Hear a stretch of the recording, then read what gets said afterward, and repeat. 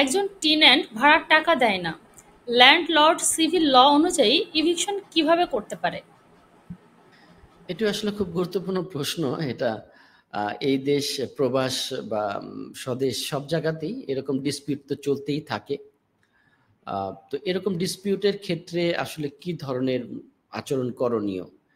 সংযুক্ত আরব আমিরাতে যেখানে একটি ল অ্যান্ড অর্ডারের দেশ, এখানে কোনো পেশি শক্তি দিয়ে কোনো কিছু করা যায় না। আপনি আইন নিজের হাতে কোনোভাবেই তুলে নিতে পারবেন না। এটা এতটা একটা চমৎকার কান্ট্রি।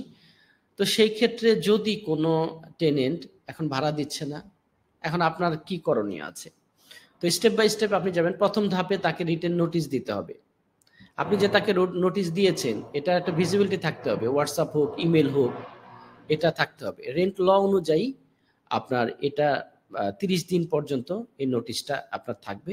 ৩০ দিনের আগে আপনি কিছু করতে পারবেন না। ২য় ধাপ হবে, তারপরেও যদি টাকা না দেয়, তাহলে রেন্টাল ডিসপিউট সেটেলমেন্ট সেন্টার যেটা আছে, অথবা আবুধাবি রেন্ট কমিটি, এখানে কেস ফাইল করতে হবে।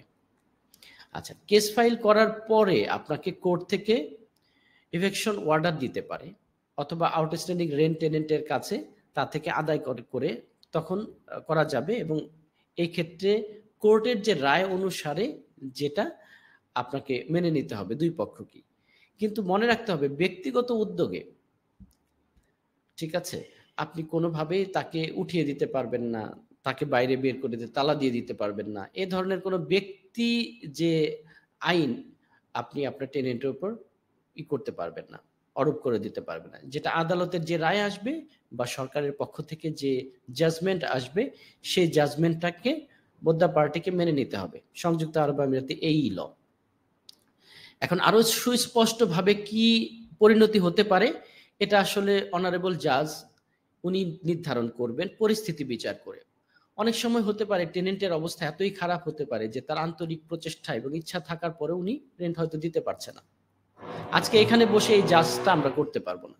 তো দ্যাটস ওয়াই অনারেবল জাজ এবং অনারেবল কোর্ট যে ডিসিশন নিবে, বাট স্টেপটা এটাই, যে ব্যক্তিগতভাবে আপনি ল্যান্ডলর্ড হলেও কোনো প্রকার অ্যাক্টিভিটি করতে পারবেন না, আপনার শরণাপন্ন হতে হবে ল অ্যান্ড অর্ডারে।